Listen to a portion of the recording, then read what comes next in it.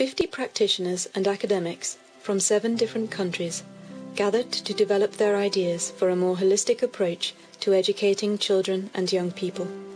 This is ECL, a growing community exploring systemic and creative approaches in homes and schools to enhance emotional well-being, creativity and learning.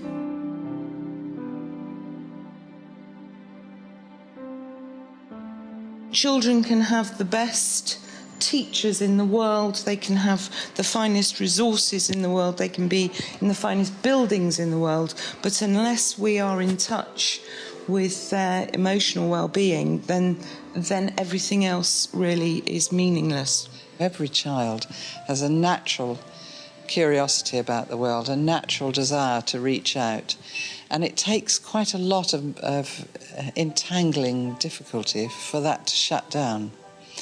But in our world at the moment, it is shutting down. The lights are going out in the young people's world. We want you to find a time in your life that was some kind of turning point. It may well have been an obstacle that you faced and have overcome. It may have some other form. Talk this through in your pair so that you can identify the story that you want to share, and you will be being asked in a particular process to share it in small groups, and your story will travel, okay?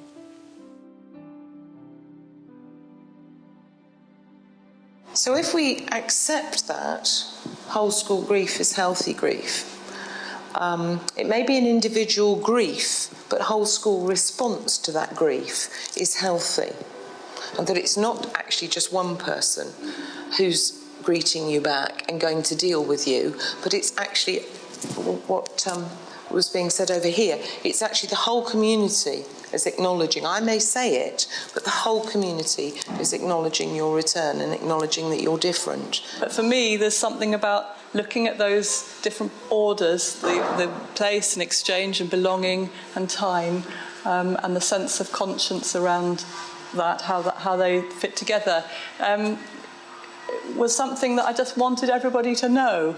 You know, there's something about once you know about that, then you have some agency, perhaps, to do something about it. At the end of the day, she said, this day has transformed the way I look at every single child in my school, because I'm seeing what comes behind them and with them. And it really got me thinking about the term healthy school, because a healthy school is actually a lot more than the sum total of lots and lots of healthy individuals. And that's really where the systemic idea comes in. We might individually all be incredibly healthy, but we might not be a very healthy group. Some of these ideas are electrifyingly useful and new to parents. The penny dropped after about 5 months, and then her relationship with her daughter changed completely, and with her little son changed.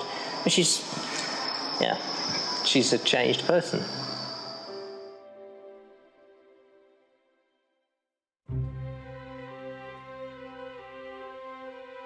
For schools to move forwards as learning communities, peer mentoring is a hidden resource, because for older students to be giving support to the younger students is a fantastic resource to the whole community. That's the school. In my 30 years of teaching, I know precisely what the outcome's going to be.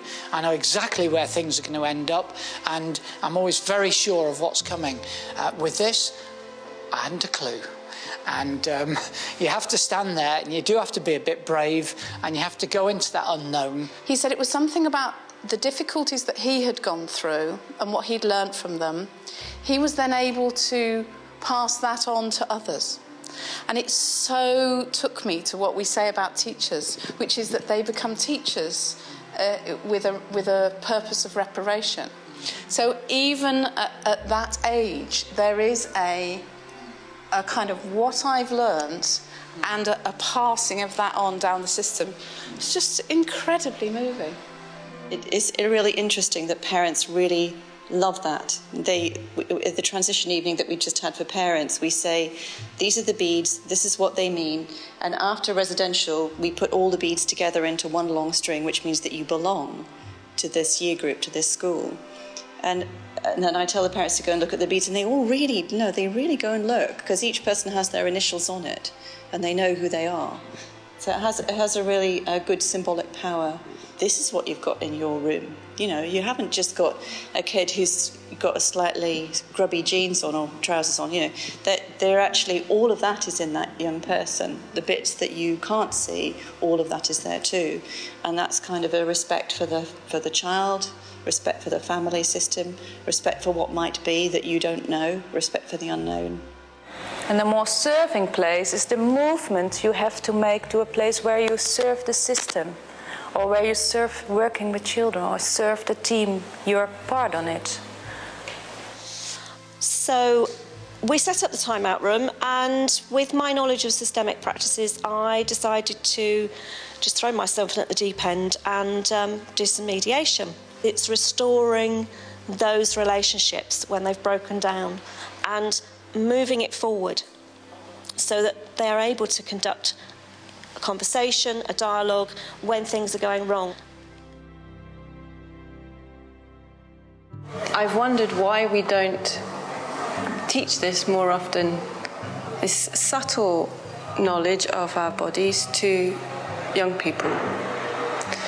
And so this is what motivates me to start to work in this way, is a realization that as an adult, I'm given access to so much information of a more subtle, unprovable nature that I would have loved as a child. Would have really sparked my imagination and my curiosity, precisely because there is an unknown and mysterious aspect of it.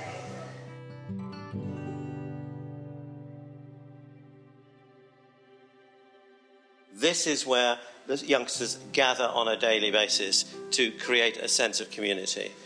My view is that actually an awful lot of youngsters are leaving our schools and without any sense of a positive experience of community to take into their adult lives. And this is where you learn that actually the community is a resource for the individual members of the community, and the individual members are a resource for the bigger community. This is actually where you talk about the difficult stuff and the celebratory stuff. This is where you perform as a school. This is where you celebrate. I think at the heart of systemic coaching work is this practice of us being at the centre of ourselves. As Jane's talking about the embodied knowing, we have to have that place as well. When I'm working with a system, I'm trying to be far more grounded in myself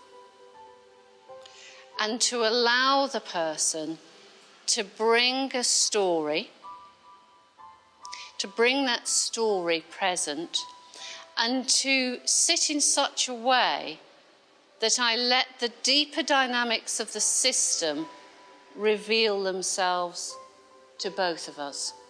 Because my sense is usually that far more is occurring than one particular child's difficulty.